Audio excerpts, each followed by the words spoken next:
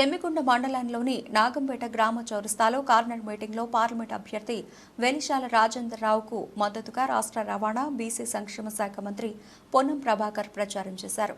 ఈ సందర్భంగా మంత్రి పొన్నం ప్రభాకర్ మాట్లాడుతూ 19న పార్లమెంట్ ఎన్నికలు జరగబోతున్నాయి. కాంగ్రెస్ పార్టీ 6 గ్యారెంటీలు ఇస్తామన్నాం, ఇచ్చిన మాట ప్రకారం 5 నెలల్లో వేశాం. బీజేపీ నాయకులు ప్రజల ఖాతాలో ₹1,00,000 వేస్తామన్నారు, 2 లక్షల ఉద్యోగాలు ఇస్తామన్నారు. బీజేపీ పార్టీ అభివృద్ధి చేయకుండా అక్షంతల పేరుతో రాజకీయం చేస్తోంది.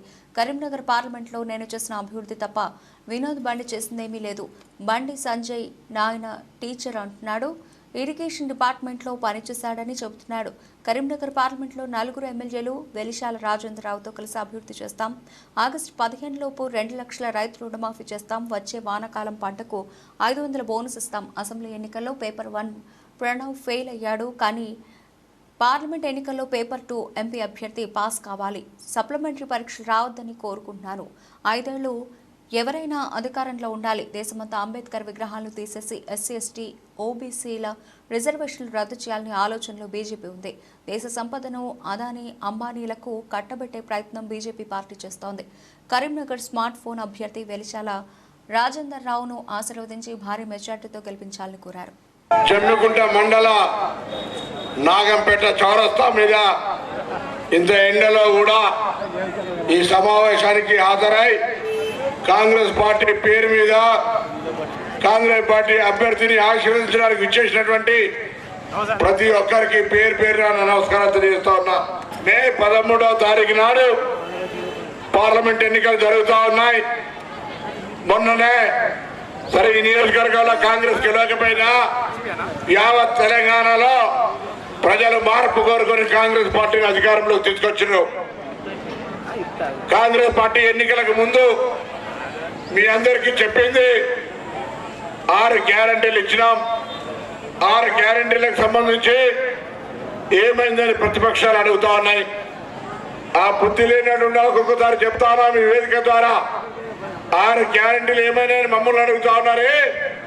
మీరు అధికారంలోకి రాకముందు ప్రతి ఒక్కరి ఖాతాలో భారతీయ జనతా పార్టీ చెప్పింది 15 లక్షలు వేస్తాను. ఎవరికన్నా వచ్చినాయా?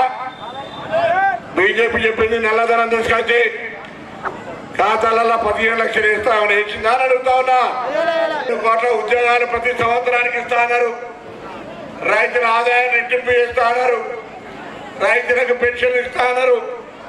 తెలంగాణ విభజన హామీలు అమలు చేయాల్సిన బాధ్యత ఉండి ఇవేం చేయనటువంటి బీజేపీ వాళ్ళు ఏ ఊర్లో ఏ ముఖం పెట్టుకొని ఓట్లు అడుగుతారో తెలియక, బండి సంజయ్ నియోజకవర్గాలు తిరగక, ఎక్కడ అభివృద్ధి చేయకపోతే ఆఖరికి తిక్కవడు అన్నట్టుగా అక్షింతలు పంపి రాముని ఫోటోలు పంపి రాముడి యొక్క ఫోటో పేరు మీద ఓట్లాడుతూ ఉన్నాం.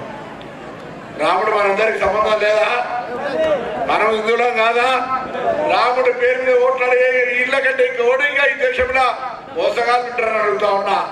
రాజ్యాంగాన్ని మార్చి రిజర్వేషన్లు ఎత్తేసి అంబేద్కర్ విగ్రహాలు తీసేసి ఎవరు ఎస్సీ, ఎస్టీ, బీసీ అనకుండా మైనార్టీలను ఎక్కడికక్కడికి కట్టుదిట్ట చేసి మొత్తం ఆస్తి అంతా అదానీ, అంబానీకి అప్పచెప్పాలనే ప్రయత్నం జరుగుతుంది.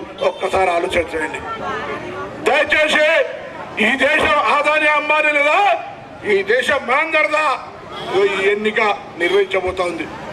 మనం కాపాడుకుందాం. భవిష్యత్తులో మన యొక్క హక్కును కాపాడుకోవడానికి ఈ ఎన్నికల్లో కాంగ్రెస్ పార్టీని గెలిపేవని మీ అందరినీ కోరుతూ తప్పకుండా కాంగ్రెస్ పార్టీ అభ్యర్థి రాజేంద్రరావు గారు, వారి తండ్రి గారు రాజేంద్రరావు గారు ఆలోచనతోటి ముందుకొచ్చి మిమ్మల్ని ఆశీర్వదించమని కోరుతా ఉన్నాడు.